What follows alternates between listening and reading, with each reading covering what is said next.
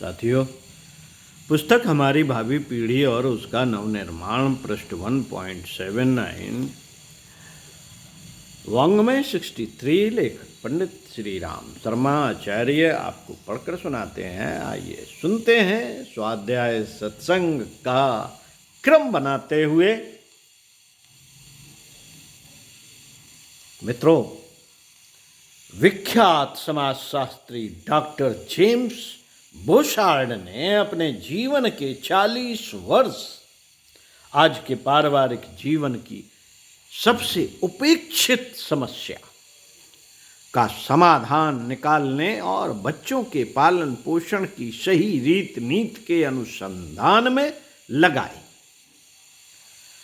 अपने अनेकों प्रयोगों में से एक का निष्कर्ष बताते हुए उन्होंने लिखा कि विभिन्न परिवारों के व्यक्तियों तथा भोजन के समय की जाने वाली बातचीत के विषय का अध्ययन करते समय मैं यह देखकर आश्चर्यचकित रह गया कि कुल वार्तालाप का 99% से भी अधिक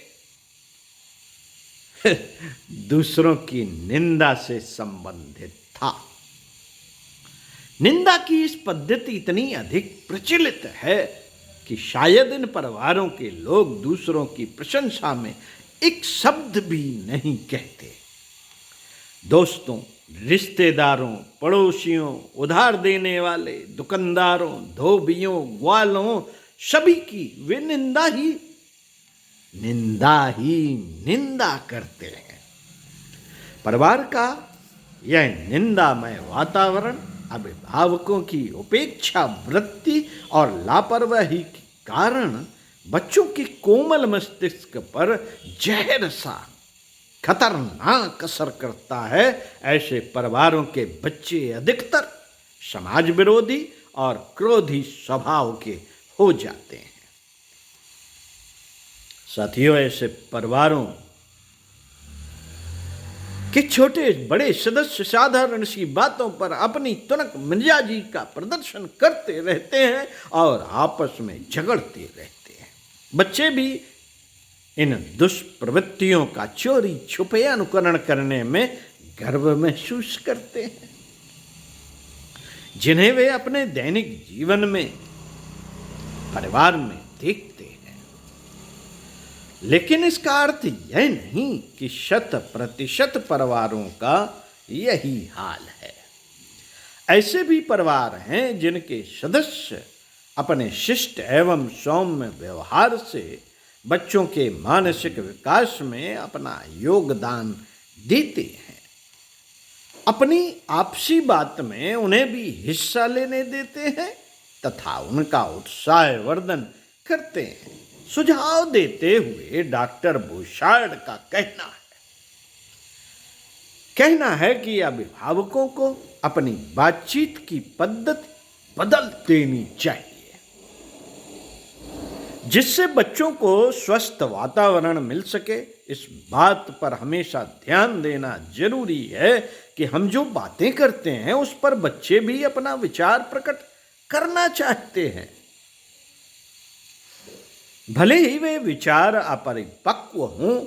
हमें उनके विचारों को गौर से सुनना चाहिए, अन्यथा उनके विचार सदैव के लिए अपरिपक्व ही रह जाएंगे। डॉक्टर बोशार्ड का कथन है, आपको सही तरीका नजर नहीं आए तो आप उस मशहूर वकील का तरीका अपनाइए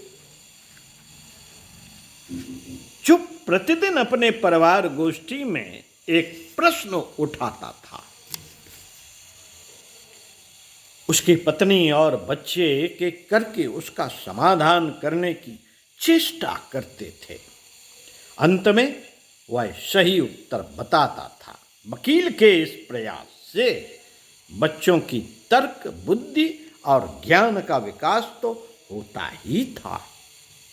आवश्यक निंदाओं और आलोचनाओं की बुरी आदतों से भी उनकी अनायास ही रक्षा हो जाती थी।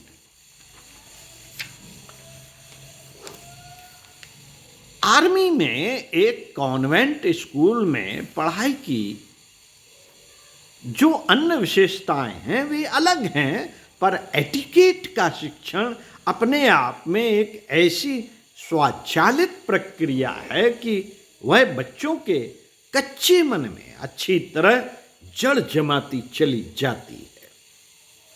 आध्यात्मिक शिक्षण, नैतिक मूल्यों की जीवन में महत्ता, जीवनोद्देश्य एवं उसकी गरिमा का ज्ञान उन विद्यालयों में नहीं दिया जाता, इसलिए बच्चा एकांगी शिक्षा पाता है। मात्र एटिकेट सीख कर रह जाता है। यह शिक्षण पारिवारिक संस्था में अभिभावक भली भांति दे सकते हैं। यह इस पर निर्भर करता है कि सहज रूप में अपने जीवन क्रम में वे आपस में किस प्रकार बात करते हैं।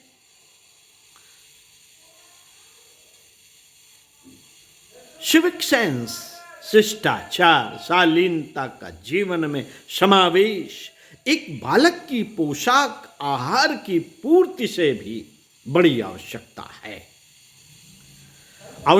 है कि समय रहते परिवारों की इस उपेक्षित समस्या के समाधान के प्रयास आरंभ किए जाएं और इसे माता पिता, बड़े भाई बहन पहले स्वयं पर प्रयुक्त करें, तभी हमारी दिनों दिन टूटती बिखरती जा रही परिवार संस्था को नष्ट भ्रष्ट होने से बचाया जा सकेगा। पंडित श्री राम शर्मा आचार्य स्वाध्याय सत्संग का क्रम बनाए रखते हुए चिंतन मनन अपना जारी रखिए। इसी क्रम में अगले वीडियो में मिलते हैं। बाल मनोविज्ञान को समझें, उन्हें सही दिशा दें। ओम शांति।